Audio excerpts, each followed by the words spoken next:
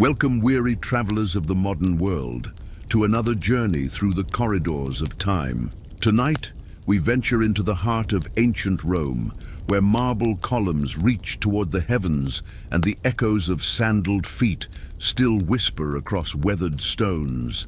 Close your eyes and let your mind drift back nearly 2,000 years to an empire that stretched from the misty highlands of Britain to the sun-baked sands of Egypt. In this realm of gods and gladiators, of senators and slaves, we will walk among those whose stories have been carved into history by both triumph and tragedy. Tonight, you will witness the daily struggle of those who built Rome's glory with their sweat and blood, yet owned nothing, not even themselves. You will follow the extraordinary path of a warrior who dared to dream of freedom, explore the haunting mystery of soldiers who marched into legend, and glimpse the extravagant final days of those who lived as gods among mortals. Let the weight of your day settle into the pillows beneath your head. Feel your breathing slow as we step through the veil of centuries into a world both magnificent and merciless, where every sunrise brought both hope and hardship in equal measure. The darkness before dawn in ancient Rome was never truly silent. Long before the first cockcrow pierced the night, before the oil lamps flickered to life in the grand villas, the enslaved were already stirring in their quarters. Imagine yourself awakening not to an alarm, but to the rough shake of a fellow slave's hand on your shoulder, the whispered urgency that meant another day of endless labor was about to begin.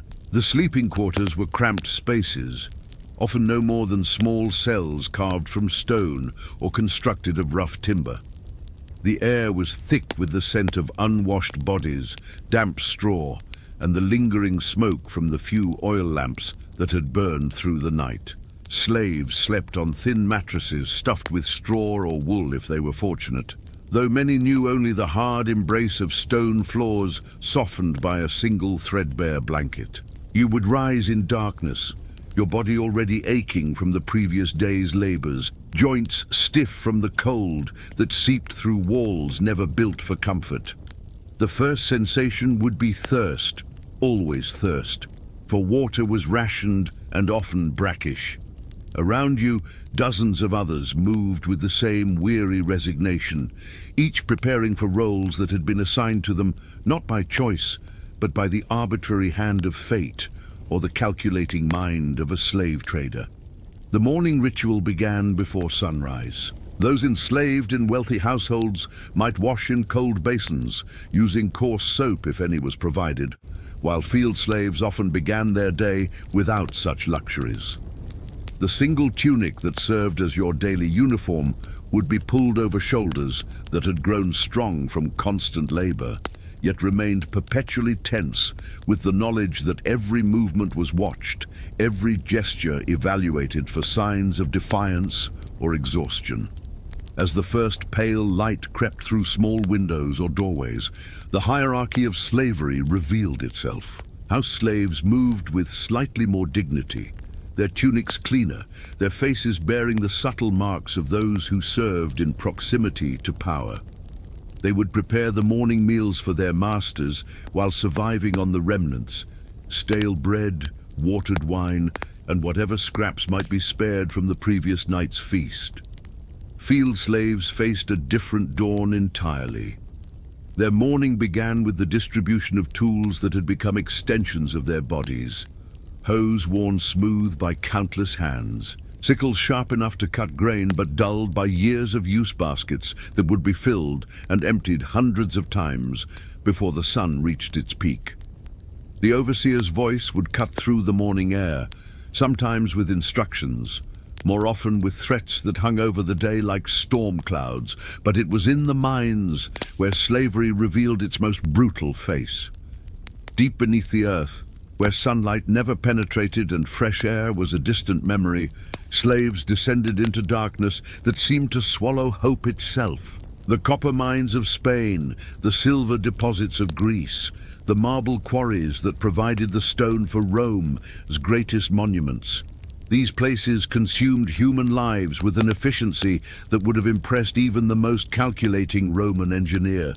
Imagine descending into those depths, your only light a flickering oil lamp that cast dancing shadows on walls of stone. The air was thick with dust that coated your lungs and left you gasping, while the constant sound of pickaxes striking stone created a rhythm that matched the beating of exhausted hearts. Slaves worked in shifts that lasted from sunrise to sunset, their bodies bent under loads of ore or stone that would have challenged oxen. The fear was constant and multifaceted. There was the immediate fear of cave-ins, of tools breaking and rendering you useless, of the overseer's whip when productivity flagged. But beyond these immediate terrors lay something deeper, the fear of being selected for the arena. Gladiatorial games required fresh bodies constantly, and slaves who showed defiance or whose productivity declined might find themselves transported to amphitheaters across the empire. The gladiatorial schools were workshops of death, where human beings were transformed into entertainment. New arrivals would be evaluated like livestock, their build assessed, their fighting potential measured, their life expectancy calculated with the cold precision of an accountant. Training began immediately, with wooden swords and shields that felt heavier than iron in hands more accustomed to farm tools or household implements. Days in the gladiatorial schools followed rigid routines, designed to forge killing machines from farmers and craftsmen. Dawn brought exercises that tested endurance, running while carrying heavy stones, practicing sword forms until muscle memory replaced conscious thought, learning to move in armor that felt like wearing your own tomb. The diet was carefully managed to build strength while maintaining the lean physique that spectators preferred to watch bleed and die. The psychological preparation was perhaps more brutal than the physical training. Gladiators were taught to embrace death as the ultimate honor, to view the arena not as a place of execution, but as a stage for glory. They learned the theatrical aspects of combat, how to acknowledge the crowd, how to make their death spectacular enough to earn the approval that might, occasionally, result in mercy. Yet even in this world of orchestrated violence, hope persisted in forms both large and small. The promise of freedom, manumission, glowed like a distant star in the consciousness of every slave. Some earned their liberty through exceptional service, others through the whim of masters who might grant freedom as a deathbed gesture of generosity. Former slaves, called freedmen, could be found throughout Roman society, some rising to positions of considerable influence and wealth. The daily life of a house slave offered its own complex mixture of privilege and powerlessness. Those who served in wealthy households ate better food, wore cleaner clothes, and slept in quarters that, while still cramped, were protected from the elements. They learned skills, reading, writing, bookkeeping, that could prove valuable if freedom ever came. Yet they also lived under the constant scrutiny of their masters, their every word and gesture analyzed for signs of loyalty or betrayal. Female slaves faced additional burdens that their male counterparts could never fully comprehend. Their bodies were not their own in ways that extended far beyond the normal bondage of slavery. They served as wet nurses, raising the children of their masters while their own offspring might be sold away without warning. They were expected to provide companionship and comfort that went far beyond household duties, with no recourse when such expectations became demands. The marketplace where slaves were bought and sold was a theater of human misery disguised as commerce. Families were separated with the casual indifference shown to livestock, parents watching their children disappear into crowds of potential buyers, spouses torn apart by economic considerations that cared nothing for love or loyalty. The slave traders were skilled at their craft, knowing how to display their merchandise to best advantage, how to conceal defects, how to inflate prices through artificial scarcity. Children born into slavery knew no other existence, Yet they possessed an innate understanding that their lives were fundamentally different from those of their masters' children. They played different games, learned different lessons, and understood from their earliest memories that their futures would be shaped not by their own desires, but by the needs and whims of others. Some were fortunate enough to be raised alongside their masters' children, developing bonds that might eventually lead to freedom, while others were relegated to the most menial tasks from the moment they could walk. The rhythm of slave life was dictated by seasons, festivals, and the unpredictable moods of masters. During harvest time, field slaves worked from dawn until stars appeared, their hands bleeding from grain stalks, their backs aching from constant bending. During winter months, when agricultural work slowed, some found themselves assigned to construction projects, building the roads and aqueducts that would outlast the empire itself. Religious observances offered brief respites from the grinding routine of servitude. Slaves were permitted to participate in certain festivals, though always in carefully defined roles that reinforced their status. The Saturnalia, when social roles were temporarily reversed and slaves could speak freely to their masters, provided a tantalizing glimpse of what life might be like if the fundamental structures of society were different. As night fell across the empire, slaves would return to their quarters with bodies exhausted, but minds often surprisingly active. In the darkness, they shared stories of their homelands, sang songs that kept ancient traditions alive, and whispered of freedom with the fervor of religious believers discussing paradise. Some planned escapes that would likely end in crucifixion, while others focused on the smaller victories, earning enough trust to avoid the worst punishments, protecting their children from the harshest realities, maintaining dignity in circumstances designed to strip it away. The constant awareness of mortality shaped every aspect of slave existence. Death could come from disease, exhaustion, punishment, or the calculated violence of the arena. Yet within this shadow of impermanence, millions of human beings found ways to create meaning, to forge connections, and to preserve hope for futures they might never see, but their children might inherit. This was the foundation upon which Rome's grandeur was built. Not marble and bronze, but human lives, measured out in sunrise awakenings, backbreaking labor, and dreams of freedom that sustained souls through the darkest hours. Tomorrow, we will follow one slave who dared to transform those dreams into action, whose name became a battle cry that echoed through the corridors of history and still whispers to us across the centuries. In the misty mountains of Thrace, where the Balkan peaks pierced the sky like the spears of ancient gods, a child was born who would grow to shake the very foundations of Rome. His name was Spartacus, and his story begins not in the sand-covered arenas where he would find fame, but in the tribal lands where warriors were forged by necessity and honor was measured in courage rather than coin. The Thracians were a proud people, fierce in battle and devoted to their gods of war and wine. Imagine young Spartacus learning to wield a sword before he could properly hold a plow, his muscles developing not in the service of Roman masters, but in the defense of his homeland. The Thracian way of life was built around conflict, not the orchestrated spectacle of the arena, but the raw, desperate fighting of tribes defending their territories against Roman expansion. As Rome's legions pushed northward, consuming kingdoms and cultures with methodical efficiency, they encountered resistance that was both fierce and futile. The Thracians fought with the desperation of people who understood that defeat meant not just political subjugation, but the complete erasure of their way of life. Spartacus likely stood in battle lines where the clash of bronze and iron created a symphony of violence, where men fell not for the entertainment of crowds, but for the survival of everything they held sacred. The details of his capture remain shrouded in the mists of history, but we can imagine the scene that transformed a free warrior into Roman property.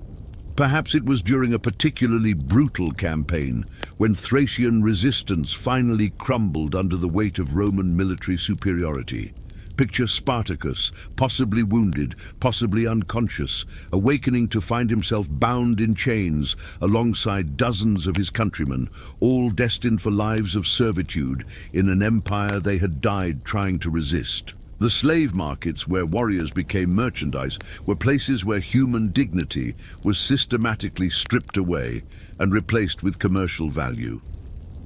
Spartacus would have been evaluated like a piece of livestock, his height measured, his muscle tone assessed, his scars examined as indicators of experience rather than suffering.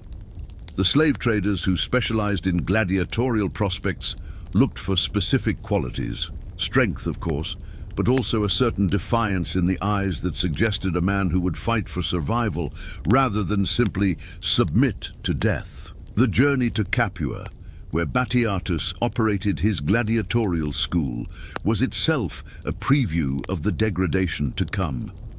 Spartacus and his fellow captives were marched through Roman territories in chains, their passage serving as both transportation and advertisement. Citizens could observe these future gladiators and perhaps place early bets on their survival prospects, while the captives themselves absorbed their first lessons in Roman efficiency and cruelty. Batiatus ran his school with the precision of a military commander and the coldness of a businessman who dealt in death. New arrivals like Spartacus were immediately processed through systems designed to break their spirits while preserving their fighting ability. They were stripped of their tribal identities and given new names if their original ones were deemed too difficult for Roman tongues to pronounce. Their heads were shaved, their bodies branded or tattooed to indicate their ownership and their personal possessions. The few items that connected them to their former lives were confiscated or destroyed. The physical training was brutal but methodical. Spartacus learned to fight with weapons he had never held in styles that bore no resemblance to the warfare of his homeland. The gladius, short and lethal, felt strange in hands accustomed to longer Thracian swords. The shieldwork required different muscles, different reflexes, different ways of thinking about combat. Where Thracian fighting had been about protecting family and territory, gladiatorial combat was about creating spectacle and satisfying the bloodlust of crowds. Days began before dawn, with exercises designed to build the specific type of strength needed for arena combat. Gladiators needed to be strong enough to fight in heavy armor, quick enough to dodge attacks, and resilient enough to continue fighting even when wounded. The training regimen included running to build endurance, weightlifting with stone blocks to develop raw power, and countless hours of weapon practice that turned combat techniques into instinctive responses. The psychological conditioning was perhaps more challenging than the physical preparation. Spartacus had to learn to view death not as the ultimate failure, but as a potential path to honor. The gladiatorial schools taught their fighters to embrace the crowd, to understand that their survival often depended on their ability to entertain as much as their ability to fight. A gladiator who could make his opponent's death spectacular might earn mercy even in defeat, while one who fought efficiently but without flair might be condemned despite victory. The hierarchy within the gladiatorial school reflected the broader structures of Roman society. Veteran gladiators who had survived multiple combats enjoyed better food, more comfortable quarters, and the respect that came with proven ability to provide entertainment value. New arrivals like Spartacus occupied the lowest rung, sleeping in the most cramped conditions, eating the plainest food, and knowing that their first combat might also be their last. Yet even in this environment designed to crush individual will, Spartacus began to demonstrate the leadership qualities that would later make him legendary. He possessed an unusual combination of physical prowess and strategic thinking that set him apart from other gladiators.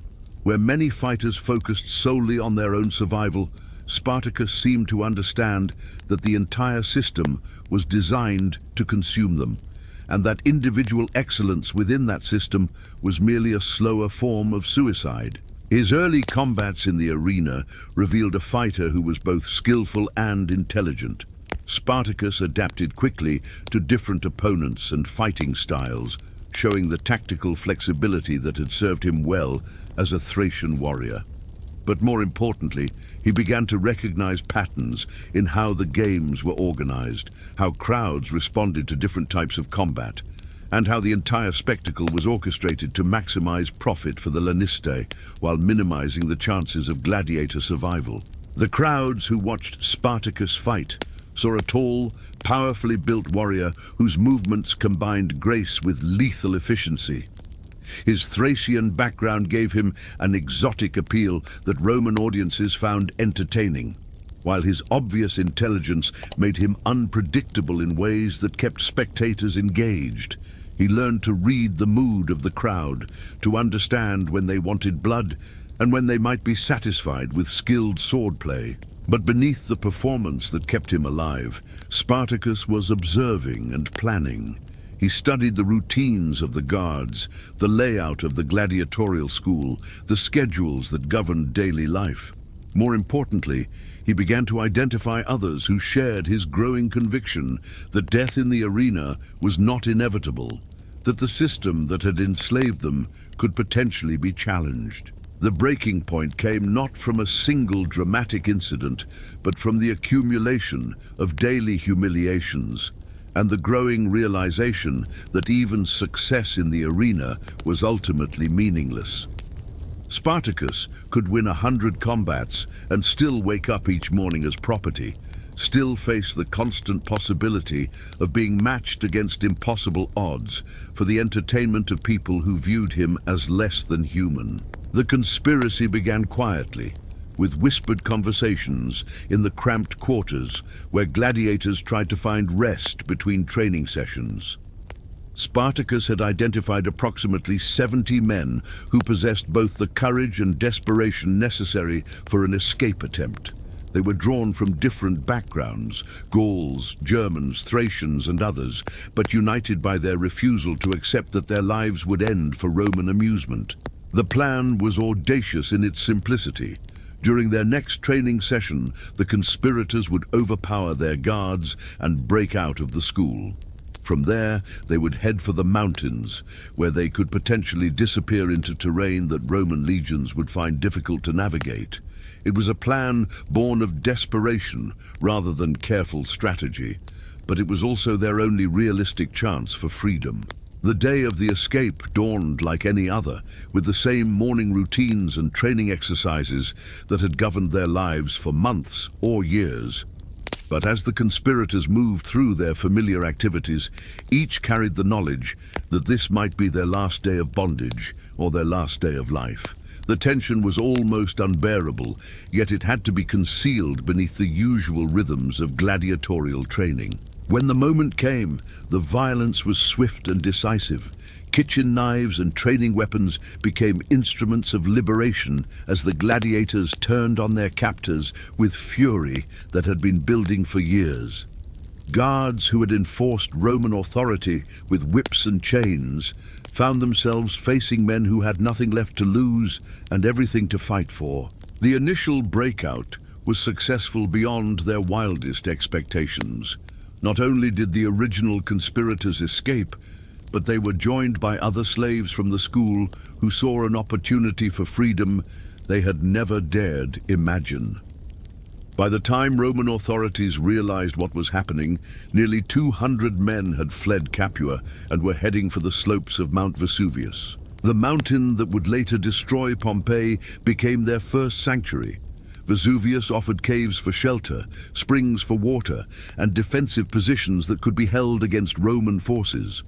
More importantly, it provided a base from which the escaped gladiators could launch raids on the surrounding countryside, gathering supplies, weapons, and recruits for what was rapidly becoming something far more significant than a simple prison break. Spartacus emerged as the natural leader of this growing band of rebels. His military experience as a Thracian warrior, combined with his intelligence and charisma, made him the obvious choice to command what was becoming an army rather than a group of fugitives. Under his leadership, the rebels began to develop strategies that went far beyond mere survival. The early raids were remarkably successful, partly because Roman authorities underestimated both the tactical capabilities and the popular appeal of the rebel army. Local slaves joined the rebellion in increasing numbers, bringing knowledge of the terrain, information about Roman troop movements, and a desperate hunger for the freedom that Spartacus seemed to offer. Within weeks, what had begun as a gladiatorial school breakout had become a full-scale slave rebellion. Roman response was initially characterized by the same arrogance that had led them to underestimate Thracian resistance years earlier. Local magistrates sent small forces to deal with what they assumed was a minor disturbance, only to see these forces defeated or destroyed by rebels who fought with the desperation of men who knew that capture meant crucifixion. As victories accumulated and the rebel army grew, Spartacus faced strategic decisions that would determine whether his rebellion would be remembered as a brief flicker of resistance or something more substantial. The rebels could continue raiding and gradually be worn down by superior Roman resources, or they could attempt something unprecedented, a march north toward the Alps and potential escape from Roman territory entirely.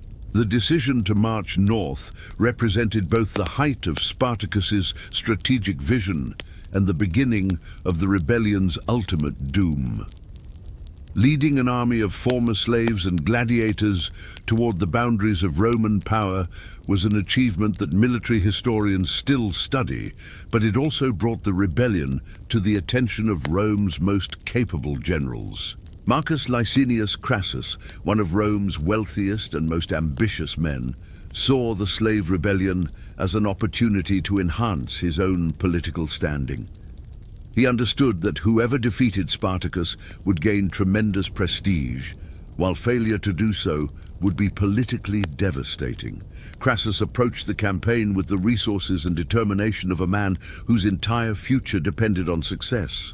The final confrontation between Spartacus and Roman authority was as inevitable as it was tragic. Despite tactical brilliance that had carried his rebellion far beyond anyone's expectations, Spartacus found himself facing the accumulated might of an empire that could not tolerate the precedent his success might establish.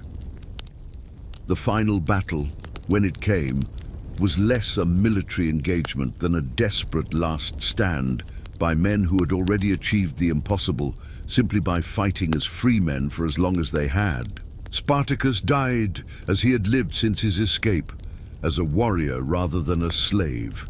His body was never found among the thousands of rebels who fell in the final battle, leading to legends that he had somehow escaped to fight again another day. But the more likely truth is that he died sword in hand, still defiant, still free, in the only way that mattered to him. The aftermath was as brutal as Roman justice demanded. 6,000 captured rebels were crucified along the Appian Way, their bodies serving as a warning that stretched for over 100 miles between Capua and Rome. Each cross bore a man who had dared to dream of freedom, who had followed a Thracian gladiator in the impossible hope that slaves could defeat the masters of the world. Yet even in death, Spartacus had achieved something that would echo through history.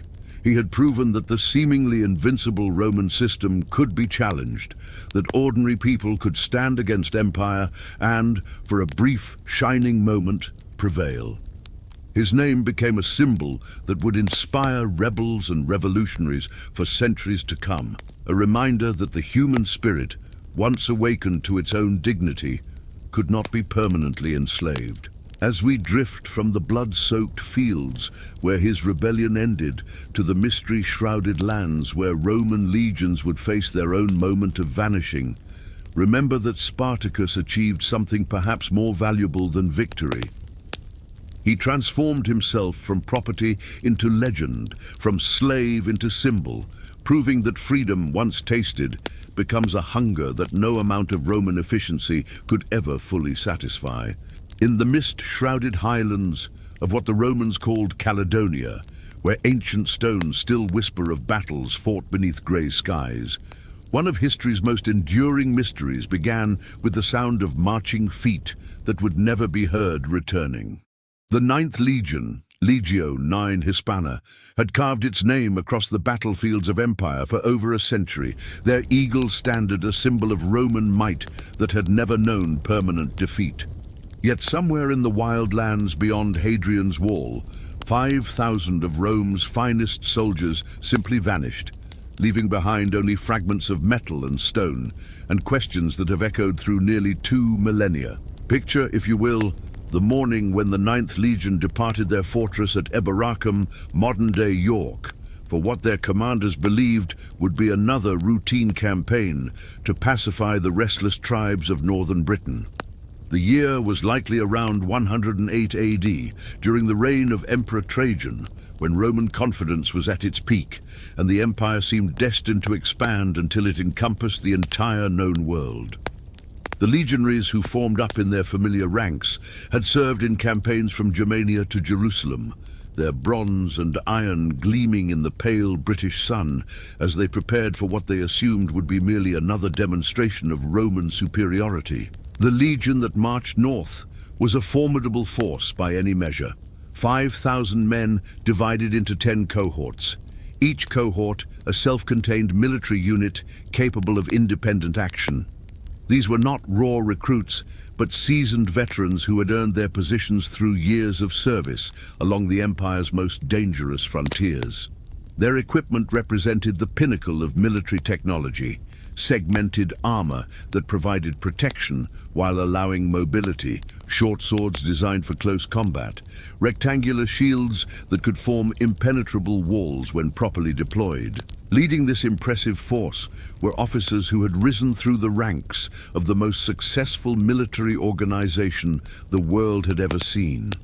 The legion's commander, whose name has been lost to history along with the fate of his men, would have been a man of senatorial rank, educated in both warfare and statecraft.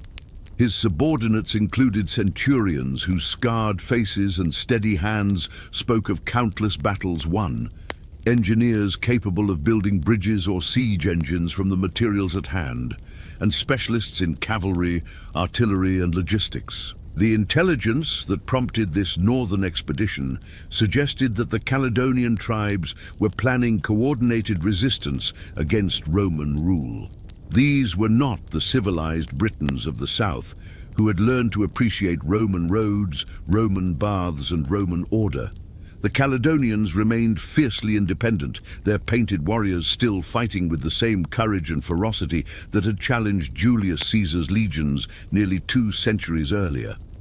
Roman scouts reported unusual tribal gatherings, weapons being gathered, and the kind of restless movement that often preceded major uprisings. As the 9th Legion moved northward along Roman roads that gradually gave way to rough tracks and game trails, they entered a landscape that seemed designed by the gods to swallow armies. The Scottish Highlands presented challenges that even experienced Roman engineers found daunting. Steep valleys where ambush was always possible, rivers that could become torrents overnight, forests so dense that maintaining formation became nearly impossible. Weather that could shift from deceptive sunshine to blinding snow within hours added another layer of uncertainty to what was already a complex military operation. The Caledonians who watched this Roman advance were descendants of tribes that had never truly accepted defeat. They had learned hard lessons from previous encounters with Roman legions, understanding that direct confrontation with disciplined Roman infantry was usually suicide. Instead, they had developed tactics that took advantage of their intimate knowledge of the terrain, hit-and-run attacks that struck without warning and melted away before Roman discipline could respond, harassment that wore down Roman morale while avoiding the kind of pitched battle where Roman training and equipment provided decisive advantages. Imagine the growing unease among the Roman ranks as they pushed deeper into hostile territory. Veterans who had fought Germanic tribes and Jewish zealots found themselves facing an enemy that seemed to materialize from the landscape itself. Sentries reported shadows that moved against the wind, sounds that could have been wildlife or could have been human voices speaking in languages that predated Rome by centuries. Supply lines became increasingly vulnerable as the legion moved further from established bases, while the psychological pressure of fighting a nearly invisible enemy began to wear on even the most experienced soldiers. The Caledonians possessed advantages that went beyond mere familiarity with local terrain. Their society was organized around warfare in ways that made every adult male a potential combatant, while their religious beliefs invested battle with spiritual significance that Roman pragmatism struggled to understand. They fought not just for territory or political advantage, but for the survival of ways of life that had existed since before Rome was founded. This gave them a desperation and commitment that Roman discipline, no matter how thorough, could not easily match. Archaeological evidence suggests that the 9th Legion's advance was initially successful, at least in conventional military terms. Roman camps have been identified along what was likely their route of march, showing the systematic approach to warfare that had made Roman arms supreme across 3 continents. These temporary fortifications followed standard patterns, rectangular layouts with carefully planned defenses, evidence of the engineering skills that allowed Roman armies to create secure bases even in the most hostile territory. But as the legion pushed deeper into Caledonian territory, the archaeological record becomes increasingly sparse and ambiguous. The neat progression of Roman camps gives way to scattered artifacts and fragmentary evidence that suggests something went catastrophically wrong. Whether this disaster took the form of a single overwhelming defeat or a gradual erosion of Roman strength through constant harassment remains one of history's most debated questions. The weapons and equipment found scattered across various highland sites tell a story of conflict that was both intense and widespread. Roman pila, heavy throwing spears designed to penetrate enemy shields and armor, have been discovered bent and broken in ways that suggest desperate close combat. Fragments of Roman armor show damage consistent with weapons used by Celtic warriors, while the distribution of these artifacts across multiple locations suggests that the fighting was not confined to a single battlefield. Among the most intriguing discoveries are the personal items that Roman soldiers carried with them. Small bronze figurines of household gods, writing materials, jewelry that might have been gifts from families left behind in distant provinces. These intimate objects, scattered across highland moors and hidden in ancient streams, provide a human dimension to what might otherwise be merely an abstract military puzzle. Each represents an individual soldier whose story ended somewhere in the Scottish wilderness, far from the warm Mediterranean world that most of them called home. The Caledonians, who fought against the 9th Legion, have left their own archaeological signature, though interpreting their evidence requires different skills and assumptions than those used for Roman remains. Celtic metalwork found in association with Roman artifacts shows sophisticated craftsmanship and suggests that these were not primitive tribesmen but skilled warriors whose equipment, while different from Roman standards, was perfectly adapted to their fighting methods and local conditions. Tribal oral traditions, recorded centuries later by monks and scholars, preserve fragments of what might be memories of the great battle that destroyed the Roman legion. These stories speak of a conflict that lasted days rather than hours, of Roman formations gradually broken apart by terrain and constant pressure, of eagles falling beneath northern skies in battles that combined tactical skill with supernatural intervention. While such accounts must be treated with caution, they provide insights into how the Caledonians themselves understood and remembered their greatest victory over Roman power. The political implications of the Ninth Legion's disappearance reverberated throughout the empire in ways that contemporary historians were reluctant to record explicitly. The loss of an entire legion represented not just a military disaster, but a challenge to the fundamental assumption that Roman arms were invincible. Emperor Hadrian's decision to build his famous wall across northern England can be seen as a tacit admission that some territories were too costly to conquer and hold, a retreat from the expansionist policies that had defined Roman strategy for centuries. Military reforms implemented in the aftermath of the disaster suggest that Roman high command understood they were facing new challenges that required new solutions.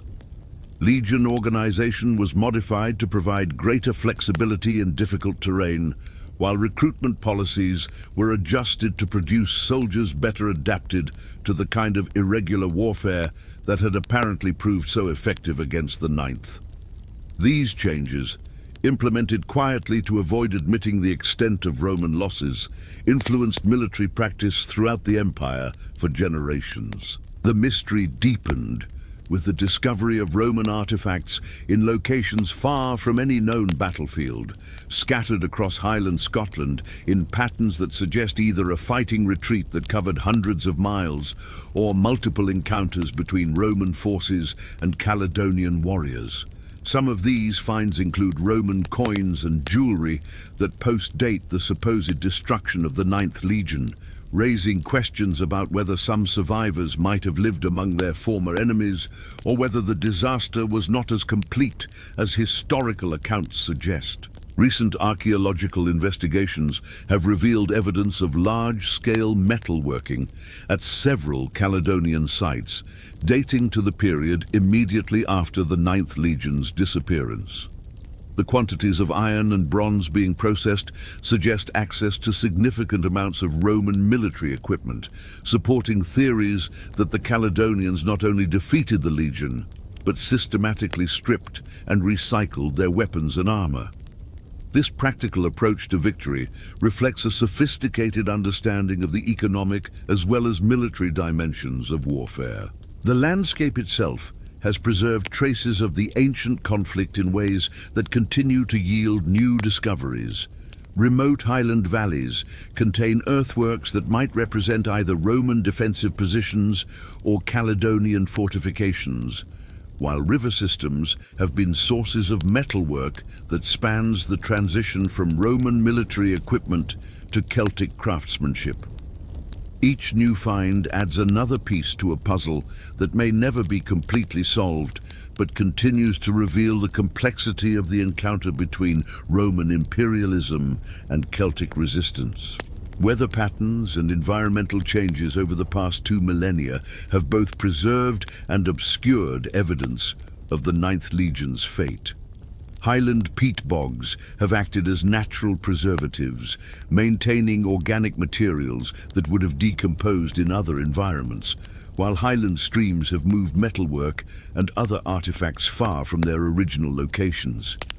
Climate fluctuations have exposed and then reburied archaeological sites, creating a constantly changing landscape of evidence that challenges researchers to develop new techniques and interpretations. The human cost of the mystery extends beyond the 5,000 Roman soldiers who vanished into Highland mists. Caledonian casualties, in what must have been a prolonged and bitter campaign, remain completely unknown, though they were certainly substantial given the disparity in weapons and training between Roman legionaries and tribal warriors. Entire Highland communities may have been disrupted or destroyed, their stories lost, because they possessed no written language to record their experiences and victories. As the mists of Scotland continue to part and reveal new fragments of this ancient puzzle, we are reminded that history's greatest mysteries often lie not in what was recorded, but in what was deliberately forgotten. The Ninth Legion marched into legend, leaving behind only whispers in the wind and scattered bronze in highland streams, a reminder that even the mightiest empires contain within themselves the seeds of their own limitations. From these misty highlands, where Roman eagles fell beneath Celtic skies, our journey now turns southward to the sun-baked streets of Pompeii, where the wealthy lived as gods until the mountain reminded them of their mortality. In the shadow of Mount Vesuvius, where the morning sun painted the Bay of Naples in shades of gold and rose, the wealthy residents of Pompeii awakened on August 24th, 79 AD, to what they believed would be another day of refined pleasure and cultivated indulgence. The mountain that loomed over their city had been restless for days, sending small tremors through marble floors and causing wine to ripple in silver cups. But such disturbances were common enough in this volcanic region. No one could have imagined that within hours their world of luxury and leisure would be preserved forever beneath a blanket of ash, creating a perfect snapshot of elite Roman life at its most decadent peak. Picture the villa of Marcus Crassus Frugi as the first light of dawn filtered through expensive glass windows, a luxury that most of the empire's citizens would never experience. The master of the house stirred slowly in his sleeping chamber, surrounded by walls decorated with frescoes that depicted mythological scenes, painted by artists whose talent commanded fees equivalent to a common laborer's annual wages. His bed, carved from imported African wood and fitted with a mattress stuffed with the finest goose down, occupied a room designed specifically for rest and intimate pleasures. The morning ritual of a wealthy Pompeian began before the master's eyes had fully opened. House slaves, moving with the silent efficiency that years of training had perfected, had already begun preparing for their master's awakening. In adjacent chambers, they warmed water in bronze basins, laid out the day's clothing, and prepared the various oils, perfumes, and cosmetics that would transform sleep-tousled hair and skin into the polished appearance expected of Roman aristocracy. As Marcus stretched beneath silk sheets imported from distant China, his personal body slave, a young Greek named Alexios, whose education exceeded that of many Roman citizens, approached with a silver tray bearing the morning's first refreshment. This was not simple water, but a mixture of wine diluted with honey and spices, designed to awaken the palate gently while providing the mild stimulation that would prepare the mind for the day's pleasures and business. The bathing ritual that followed was a ceremony of luxury that demonstrated the vast gulf between the wealthy and the common citizens who scraped together copper coins to use the public baths. Marcus's private bathing suite included 3 separate pools, cold, warm, and hot, each fed by an intricate system of lead pipes that channeled water heated by underground fires. The walls were lined with imported marble from Greece and Egypt, while the floors featured intricate mosaics that depicted dolphins and sea gods frolicking in eternal play. Alexios began the bathing process by applying aromatic oils to his master's skin, working them into the muscles with techniques learned from the finest masseurs of Alexandria. The oils themselves were treasures gathered from across the known world. Olive oil from Spain, rose essence from Syria, sandalwood from India, each chosen not merely for its fragrance but for its supposed beneficial properties. The wealthy of Pompeii believed that proper bathing could not only cleanse the body, but actually improve health, beauty, and longevity. The strigil, a curved bronze instrument used to scrape away oil, dead skin, and impurities, was wielded with practiced skill as Alexios worked systematically across his master's body. This process, which might seem uncomfortable to modern sensibilities, was considered both hygienic and therapeutic, a daily renewal that prepared the body for whatever pleasures or challenges the day might bring.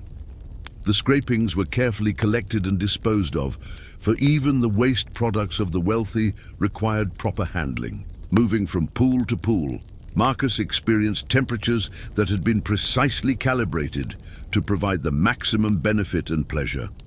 The cold pool tightened the skin and invigorated the circulation, while the warm pool relaxed muscles and opened pores. The hot pool, heated to temperatures that would challenge modern spa-goers, was believed to purge the body of toxins while providing a meditative environment where the mind could prepare for the day's activities. After the bathing came the careful process of selecting the day's attire. A wealthy Roman's wardrobe represented not just personal taste, but political and social messaging that required careful consideration. The toga, that most Roman of garments, was reserved for formal occasions and public appearances, but for a day of leisure, Marcus might choose a more comfortable tunic made from the finest linen or silk, dyed in colors that proclaimed both wealth and refinement. The process of dressing was itself an art form that required multiple slaves working in coordination. Each fold of fabric had to fall perfectly. Each drape had to suggest casual elegance rather than studied effort.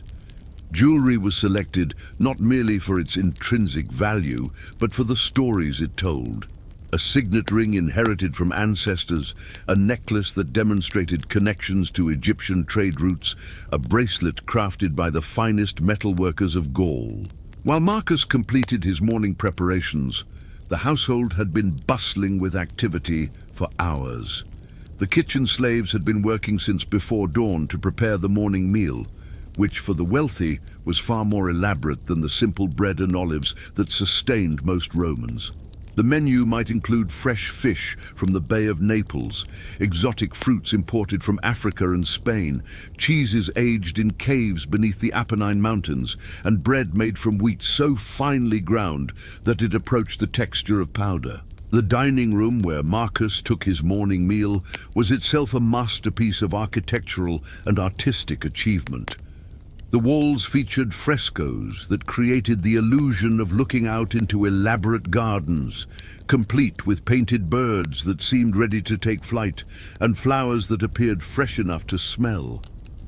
The floor was a mosaic masterpiece that told the story of Dionysus discovering the art of winemaking, each tiny stone precisely placed to create images of startling realism and beauty.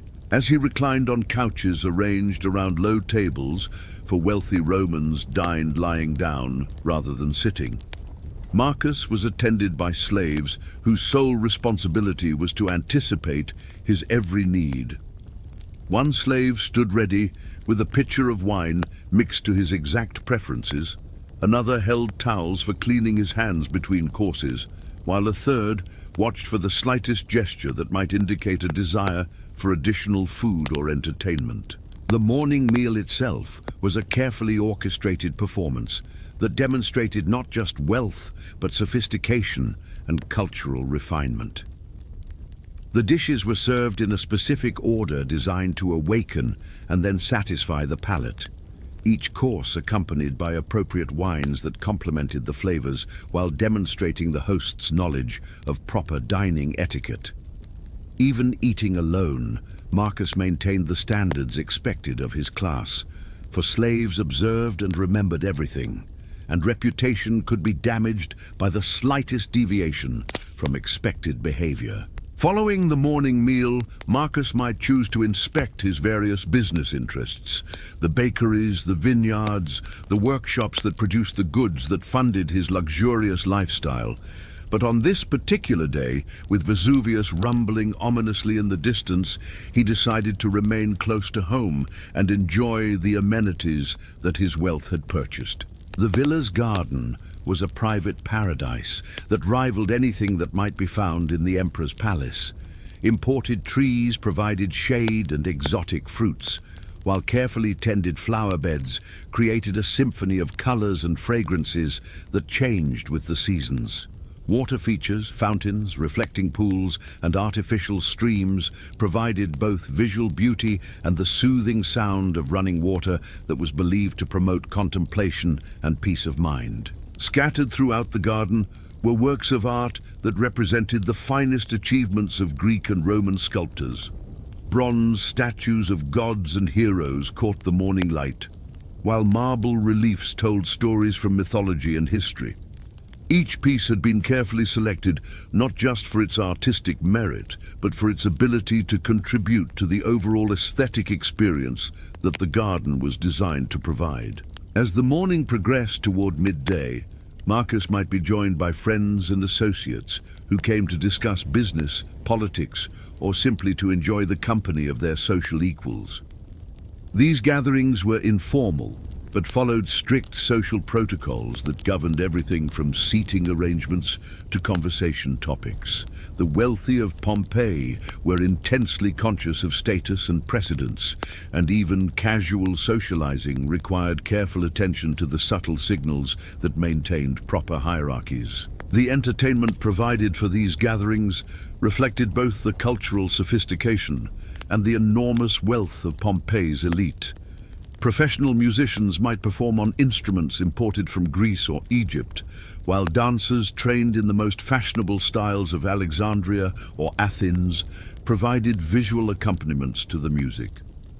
Poetry readings featured works by the finest contemporary authors, while philosophical discussions demonstrated the intellectual attainments expected of cultured Romans. As the sun reached its peak, the heat of the day drove the party indoors to rooms designed specifically for afternoon relaxation.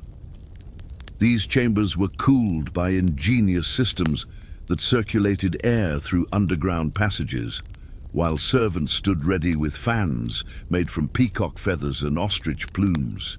The afternoon siesta was not merely a practical response to Mediterranean heat, but a cherished ritual that demonstrated freedom from the necessity of labor that governed the lives of common citizens. The midday meal was even more elaborate than the morning's repast, featuring dishes that pushed the boundaries of culinary innovation and expense. Dormice stuffed with nuts and honey represented a delicacy that required months of preparation, while peacock tongues and flamingo brains demonstrated access to ingredients that could only be obtained through the most extensive trade networks. Each dish was prepared by cooks whose skills had been honed through years of training and whose services commanded enormous salaries. Wine selection for the midday feast required the expertise of specialists who understood not just the characteristics of different vintages, but the proper combinations that would enhance each course without overwhelming the palate. The wines came from vineyards across the empire, light whites from Germany, robust reds from Gaul, sweet dessert wines from Greece, each chosen for its specific contribution to the overall dining experience. The afternoon entertainment might include gladiatorial contests staged in private arenas, though these were miniature versions of the great spectacles presented in public amphitheaters. The gladiators who fought for the entertainment of Pompeii's elite were often highly trained professionals whose skills were appreciated by audiences that understood the finer points of combat technique and showmanship. As evening approached, the social calendar demanded attention to various obligations and opportunities. There might be dinner invitations from other wealthy families, each meal a complex negotiation of social status and political alliance. Alternatively, the theatre offered performances by the finest actors and musicians, while the public baths provided opportunities for the kind of casual socializing that was essential to maintaining one's position in Pompeii's intricate social hierarchy. The private bathhouses of the wealthy often hosted evening gatherings that combined business discussions with pleasure and relaxation. These sessions might include massage by skilled practitioners, games of chance that involved significant sums of money, and conversations that ranged from philosophy to gossip about the imperial court in Rome. The atmosphere was designed to promote both physical comfort and social bonding among the elite families that effectively governed Pompeii's economic and political life. As darkness fell, the villa was illuminated by hundreds of oil lamps that created a warm, flickering light that transformed familiar spaces into something magical and mysterious. The walls seemed to come alive as shadows danced across painted scenes, while the reflection of flames in polished bronze and silver created an atmosphere of luxury that few humans in history have ever experienced. The evening meal was the day's culmination, a feast that might last for hours and include dozens of courses, each more elaborate than the last. Professional entertainers provided music, dance, and theatrical performances between courses, while the conversation ranged across topics that demonstrated the cultural sophistication expected of educated Romans. Poetry, philosophy, politics, and art were discussed with equal facility, for the wealthy of Pompeii prided themselves on being more than merely rich. They were cultured patrons of learning and art. Yet even as Marcus and his guests reclined on silk cushions, savoring wines that had aged for decades and foods that represented the finest achievements of Roman culinary art, the mountain that had made their city fertile and prosperous was preparing to reclaim everything they had built. Vesuvius had been rumbling for days, sending small earthquakes through the region and covering nearby towns with ash. But such disturbances were common in this volcanic region, and the wealthy had long ago learned to ignore them. The slaves who served these final feasts moved with their usual efficiency, unaware that they were participating in the last act of a civilization that had reached heights of luxury and sophistication that would not be matched again for over 1,000 years. The conversations continued far into the night, touching on plans for future entertainments, business ventures, and political ambitions that would never be realized. When Vesuvius finally exploded with a violence that defied human comprehension, it caught Pompeii's elite in the midst of their refined pleasures, preserving forever a moment when wealth and culture had reached a pinnacle that seemed destined to last forever.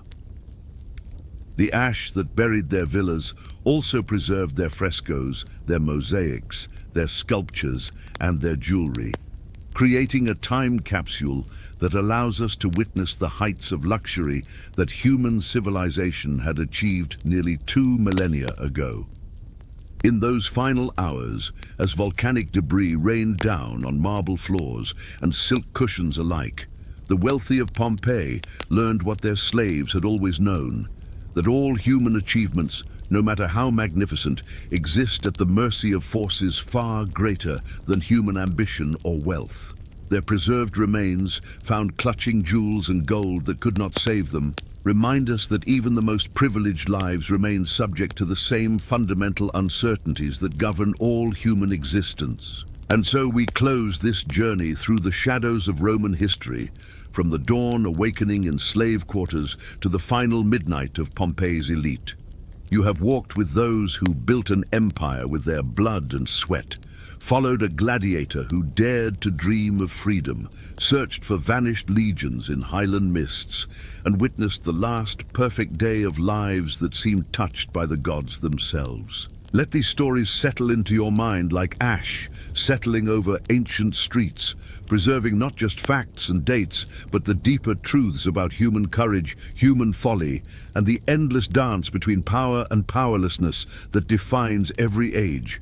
As sleep takes you, remember that history lives not in grand monuments, but in the daily struggles and fleeting pleasures of ordinary people, who, like us, woke each morning uncertain of what the day would bring, yet somehow found ways to hope, to love, and to endure.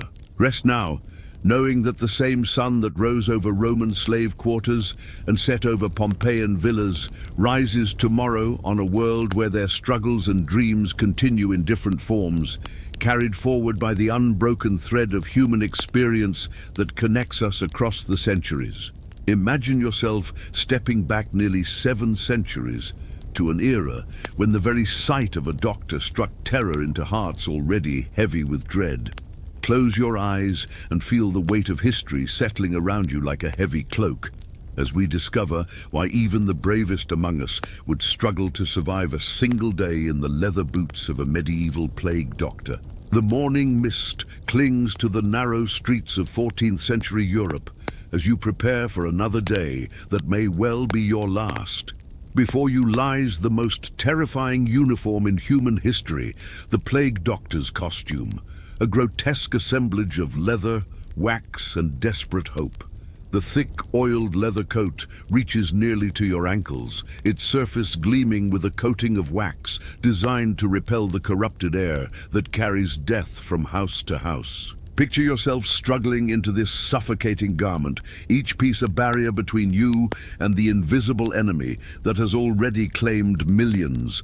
The coat weighs heavily on your shoulders, its leather stiff and unyielding, designed not for comfort but for survival. Beneath it, your regular clothing grows damp with perspiration before you've even stepped outside, creating an uncomfortable second skin that will torment you throughout the endless day ahead. But it is the mask that truly transforms you from human being into something altogether more sinister. Imagine lifting that infamous beak-shaped leather monstrosity, its curved protrusion extending nearly a foot from your face. The interior reeks of the aromatic herbs and spices packed within: rosemary, thyme, dried roses, and crushed garlic, creating a cloying mixture that burns your nostrils and makes your eyes water. The theory, passed down through generations of desperate physicians, holds that these sweet scents will purify the poisoned air before it reaches your lungs.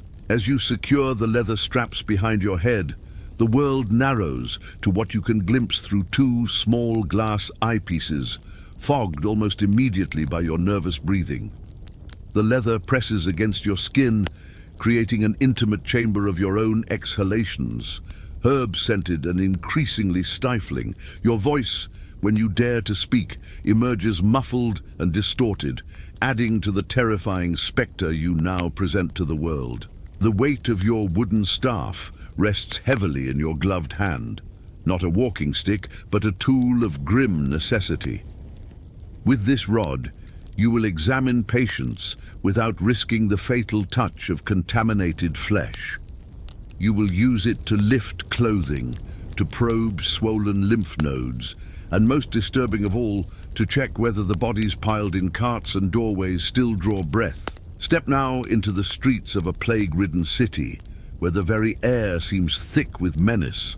The usual morning sounds, merchants calling their wares, children playing, the clip-clop of horses, have been replaced by an oppressive quiet, broken only by distant sobbing and the occasional rumble of death carts making their rounds.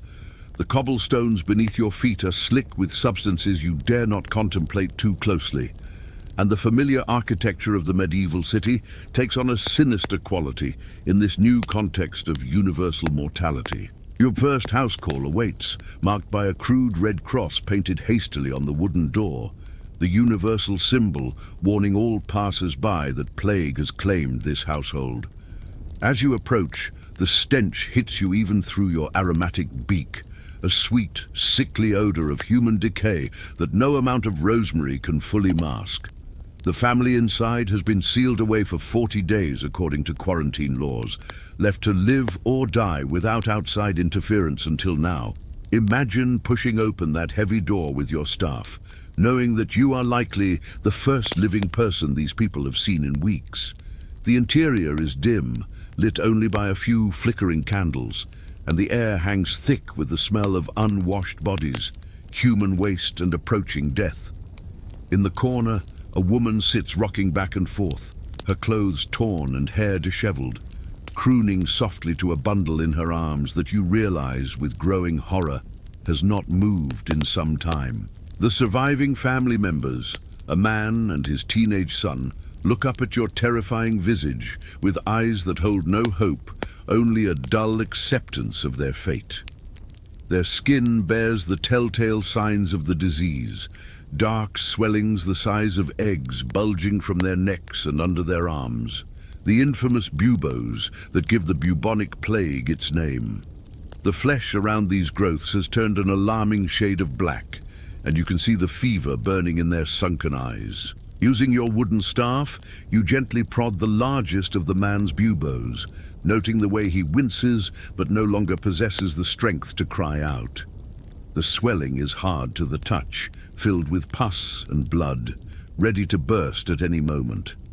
According to the medical wisdom of your time, you must decide whether to attempt the dangerous procedure of lancing these growths.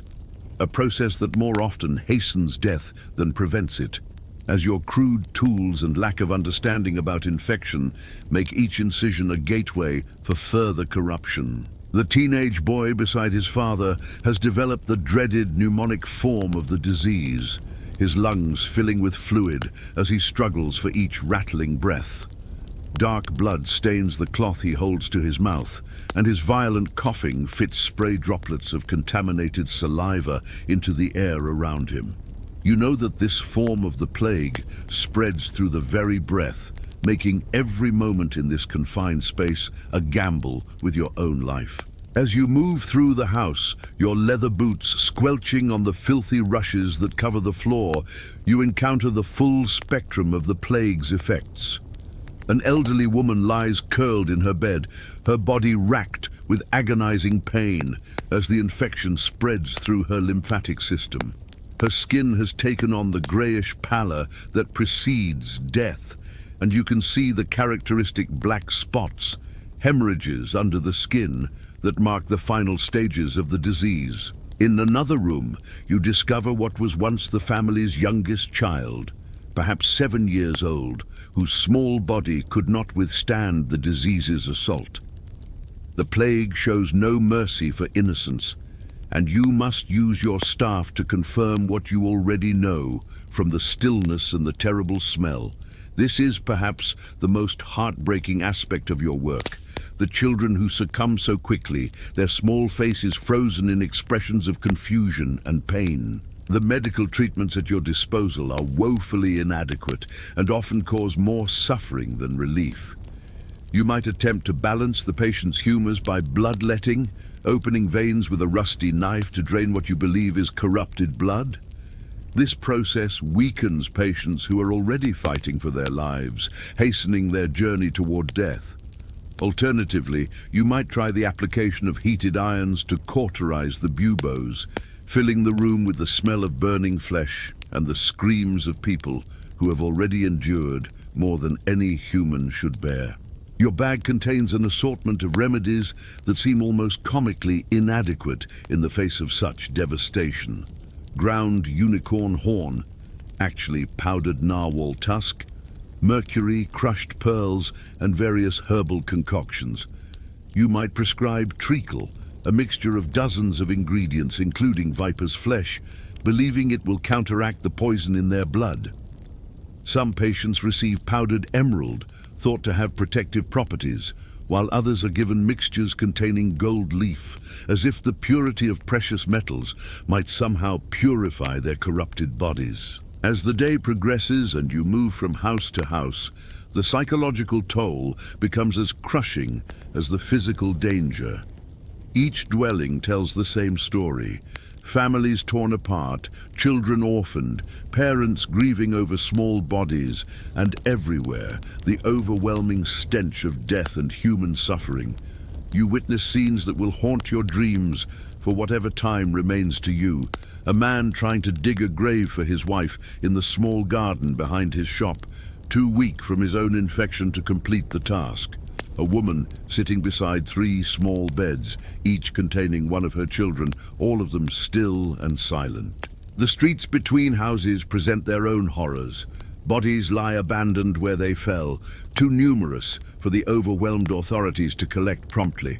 Dogs and rats, the very creatures that spread the disease, though you don't understand this connection, feed openly on human remains. The few living people you encounter cross themselves and hurry away at the sight of your ominous costume, and you cannot blame them for their terror.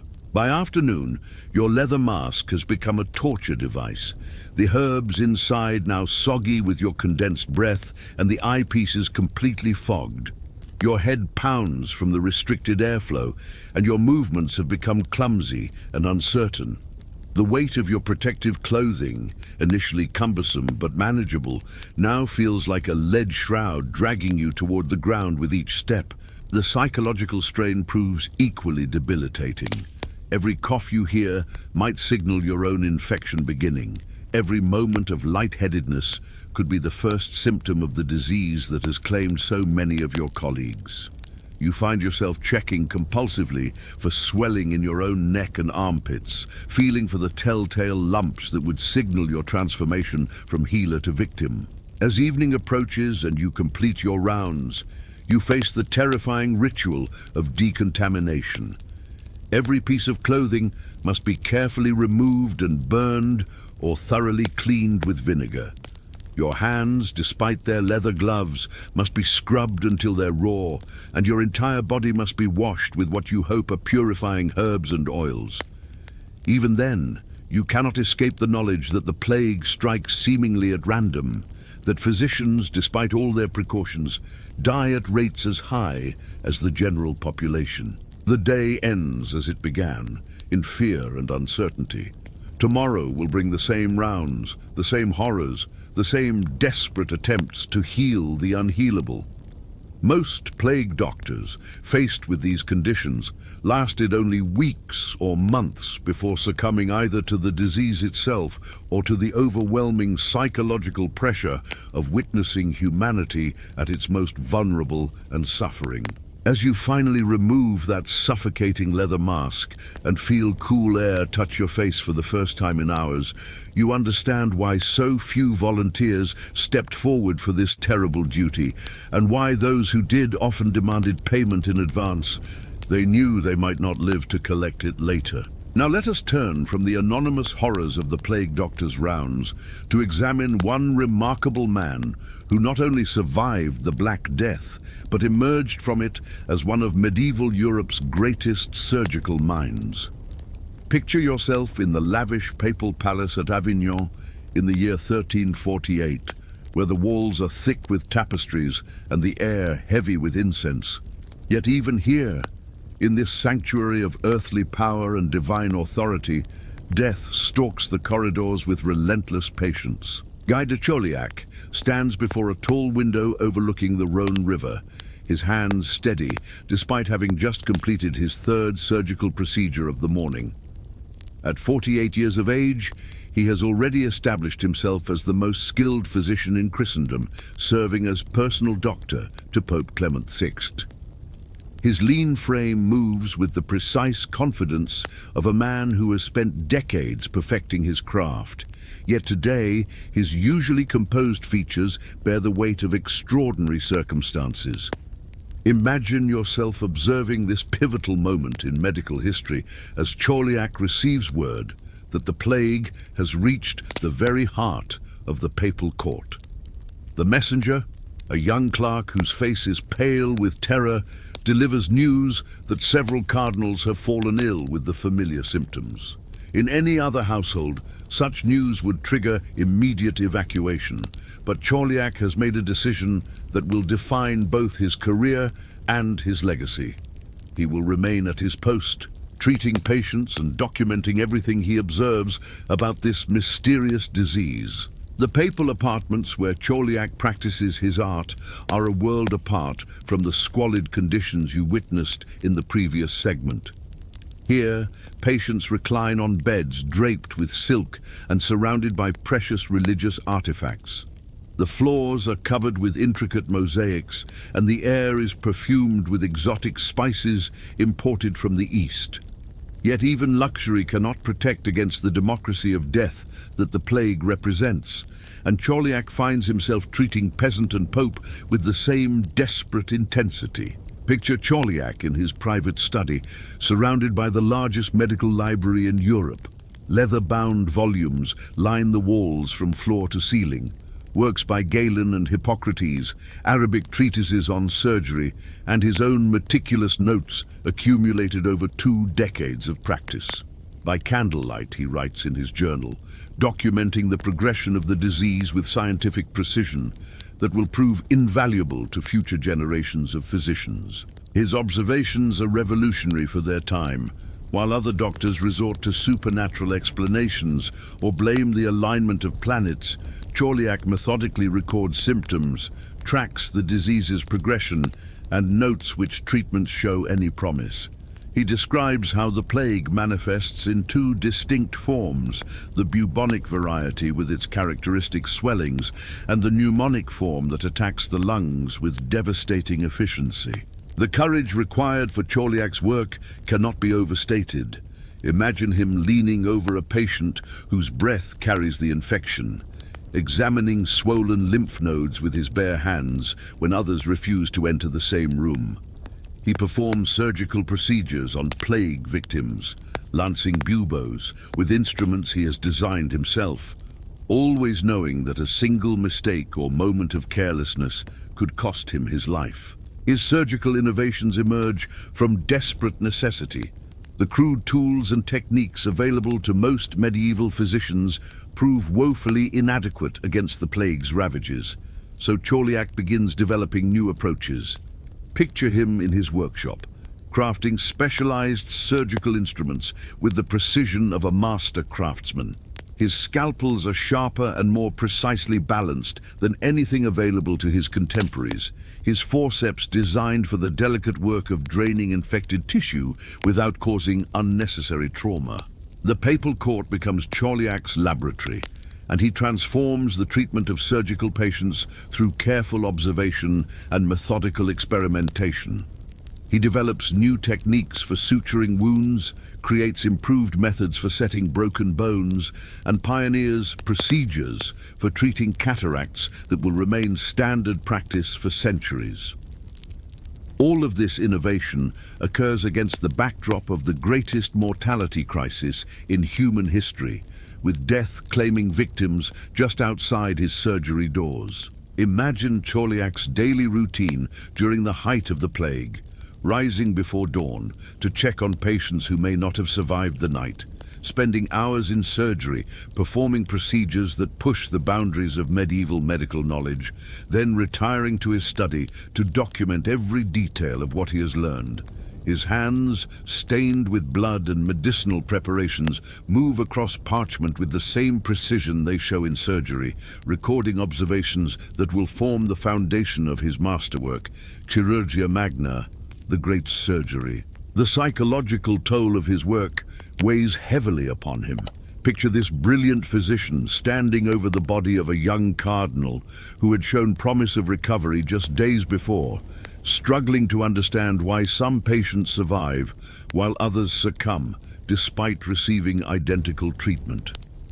The randomness of the plague challenges everything he believes about medicine, forcing him to confront the limits of human knowledge and the fragility of life itself. His relationship with Pope Clement VI provides unique insights into leadership during crisis. The Pope remarkably supports Chauliac's decision to remain in Avignon and continue treating plague victims, even as other members of the papal court flee to safer locations. Picture the two men in deep conversation, the spiritual leader of Western Christianity and his physician, discussing not only medical matters but the theological implications of a disease that seems to strike the righteous and wicked with equal fervor. Chauliac's survival through the plague years allows him to witness the broader social collapse that accompanies the medical catastrophe. From his position in the papal court, he observes how traditional authority structures crumble when faced with universal mortality. He watches as priests abandon their flocks, nobles flee their responsibilities, and entire communities dissolve into chaos. Yet he also witnesses remarkable acts of courage and compassion, documenting how some individuals rise to extraordinary heights of service during humanity's darkest hour. The medical theories he develops during this period represent a quantum leap forward in understanding. While he cannot identify the bacterial cause of the plague, that discovery lies centuries in the future. His detailed observations of transmission patterns, symptom progression, and treatment outcomes provide crucial data for future researchers. Picture him correlating weather patterns with outbreaks, noting how the disease spreads along trade routes, and documenting the higher survival rates among patients who receive immediate surgical attention. His surgical innovations during the plague years extend far beyond treating the disease itself. The crisis provides opportunities to advance surgical knowledge across multiple fields.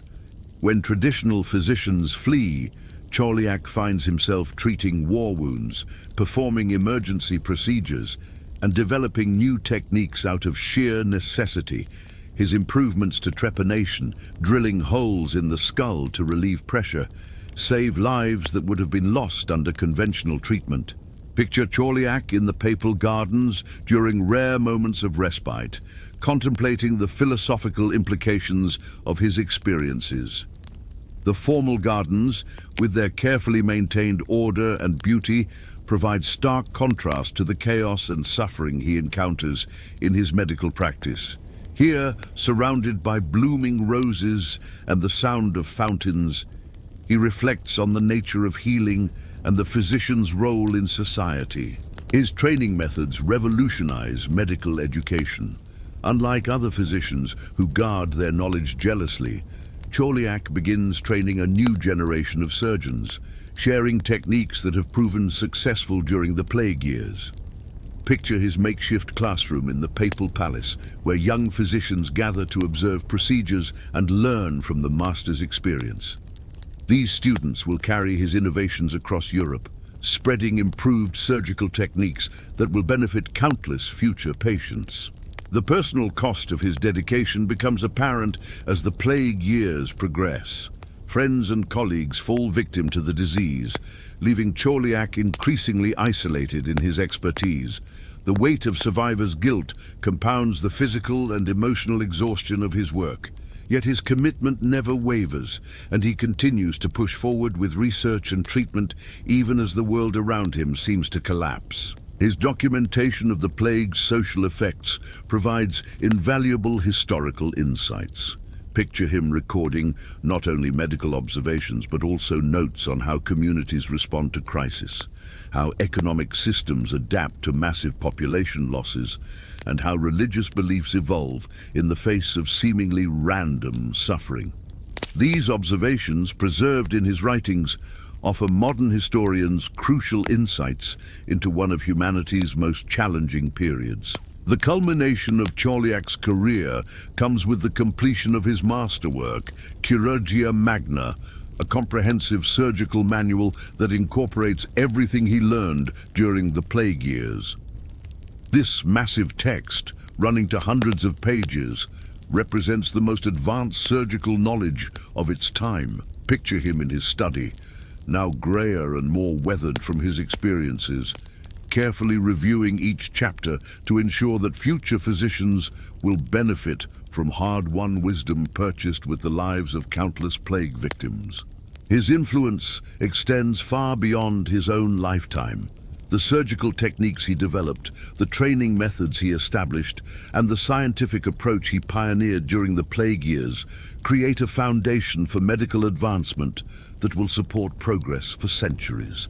Students trained in his methods carry his innovations across Europe and into the Islamic world, where his work influences the next generation of medical scholars.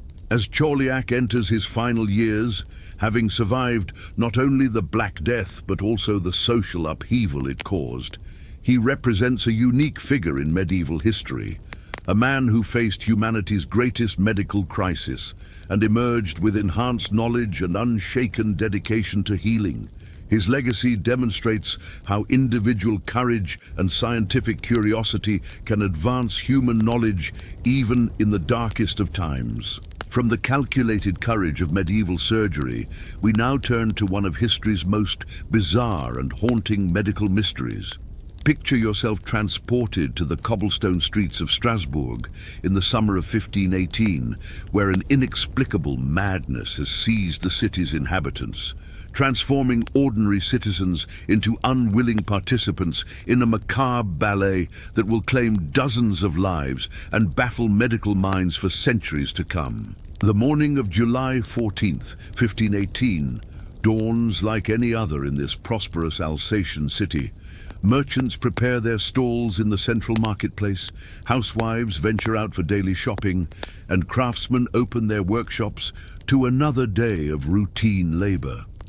The familiar sounds of urban life, church bells, clattering cartwheels, and the calls of street vendors create the comfortable symphony of medieval commerce.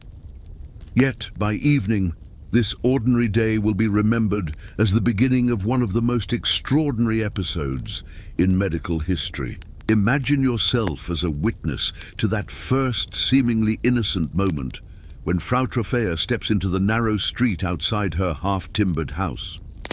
She is a woman of perhaps 30 years, known to her neighbors as quiet and industrious, the wife of a local tradesman. Nothing in her demeanor suggests the catalyst she is about to become for an event that will grip the city in supernatural terror. She begins to dance. But this is no celebratory folk dance or festival performance. Picture the disturbing quality of her movements, jerky, compulsive gestures that seem to arise from some internal compulsion rather than external joy. Her feet move in rapid, repetitive patterns across the rough cobblestones, her arms flailing with mechanical precision.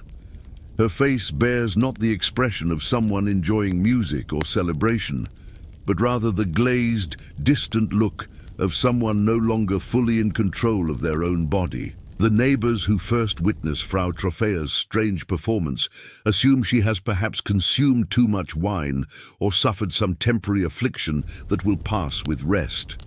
They call to her, urging her to come inside, to sit down, to stop this peculiar behavior. But she cannot stop. Her feet continue their relentless rhythm, her body swaying and jerking through movements that grow more frantic and desperate as the hours pass. As word spreads through the narrow streets of Strasbourg, curious onlookers gather to witness this unprecedented spectacle. Picture the growing crowd of merchants, housewives, children and clergy who form a circle around the dancing woman. Some laugh nervously, others cross themselves in superstitious fear, and a few attempt to physically restrain her. But Frau Trophaea dances on, her breathing becoming labored, perspiration soaking her simple woolen dress, yet her feet never ceasing their compulsive movement. The first day passes into night, and still she dances. By torchlight, her figure cuts an increasingly disturbing silhouette against the medieval buildings. Her movements have become more erratic, more violent, as exhaustion begins to take its toll on her body. Yet some invisible force seems to drive her forward, compelling her to continue this grotesque performance even as her strength ebbs away. By the second day, something even more alarming occurs. Picture yourself watching in growing horror as first one, then two, then several other citizens begin to exhibit identical symptoms. A baker abandons his ovens to join the dance, his flour-dusted hands moving in the same jerky, compulsive patterns. A young mother drops her infant into a neighbor's arms before her own feet begin the fatal rhythm. An elderly priest, previously known for his solemn dignity, begins gyrating in movements that seem to mock everything sacred and proper. The contagion spreads with terrifying speed through the close-knit community. Within a week, dozens of Strasbourg's citizens have fallen victim to this inexplicable compulsion. Picture the surreal scene that now dominates the city center, a writhing mass of humanity locked in endless, torturous movement. Men and women of all ages and social stations dance together in a hellish carnival that never ends, their faces twisted with exhaustion and growing madness. The physical toll becomes increasingly apparent as the days progress. Imagine witnessing the gradual deterioration of these unwilling dancers as their bodies rebel against the impossible demands being placed upon them. Their feet, enclosed in simple leather shoes, never designed for such sustained abuse, become bloodied and raw. The rough cobblestones tear through thin soles, leaving crimson stains that mark the paths of their endless choreography. Dehydration and exhaustion begin to claim the weakest dancers. Picture an elderly weaver who collapses mid-step, his heart finally giving out after 3 days of relentless movement. Yet even as he falls, his legs continue to twitch in the remembered rhythm. A pregnant woman dances until she miscarries, the trauma and physical stress proving too much for her body to bear. Yet still she cannot stop the compulsive movements that have seized control of her limbs. The city's physicians, trained in traditional medieval medicine, find themselves completely baffled by this unprecedented medical crisis. Picture them gathering in urgent consultation, their learned faces creased with worry as they debate possible causes and treatments. Some suggest that the dancers suffer from an excess of hot blood and prescribe bloodletting to restore their humoral balance. Others believe the affliction stems from corrupted air and recommend aromatic herbs and purifying smoke. Religious authorities offer their own interpretations of the crisis. Picture solemn processions of priests and monks moving through the dancing crowd, sprinkling holy water and chanting prayers of exorcism. Some clergy members suggest that the dancing represents divine punishment for the city's sins, while others propose that demonic possession has seized these unfortunate souls. Special masses are held, relics are brought from distant monasteries, and the faithful pray desperately for deliverance from this inexplicable curse. The city council faces an unprecedented administrative challenge. Picture the mayor and aldermen meeting in emergency session, struggling to maintain civil order as more citizens succumb to the dancing mania each day. Commerce has ground to a halt as shopkeepers abandon their businesses to join the dance. Essential services fail as bakers, brewers, and craftsmen lose control of their bodies. The very fabric of medieval urban life begins to unravel under the strain of this collective madness. In a decision that history will judge as tragically misguided, the city authorities consult local physicians and decide that the only cure for the dancing is more dancing. Picture the surreal scene as they construct a wooden stage in the main square and hire professional musicians to play continuously, believing that allowing the afflicted to dance freely will purge the compulsion from their systems. The logic seems sound to medieval minds. If dancing is the disease, then dancing must also be the cure. But this treatment proves catastrophically wrong. The music and encouragement only intensify the dancers' compulsions, driving them to even greater extremes of movement. Picture the horrifying escalation as the professional musicians, themselves becoming entranced by the relentless rhythms they create, begin to show signs of the dancing mania. The wooden stage becomes a focal point for the affliction, drawing more victims into its sphere of influence. The death toll mounts steadily as bodies pushed beyond all reasonable limits finally succumb to heart failure, stroke, and complete physical collapse. Picture the grim procession of carts that begin making daily rounds through the city, collecting the bodies of those who have danced themselves to death. Families weep over relatives who died in the grip of an incomprehensible madness, their final moments spent in grotesque parody of celebration. Modern medical analysis suggests several possible explanations for this extraordinary episode. The theory of ergot poisoning proposes that contaminated grain infected with a fungus that produces compounds similar to LSD may have triggered mass hallucinations and compulsive behavior. Picture the city's bakeries unknowingly distributing bread made from infected rye, creating a population-wide psychedelic experience that manifested as uncontrollable dancing.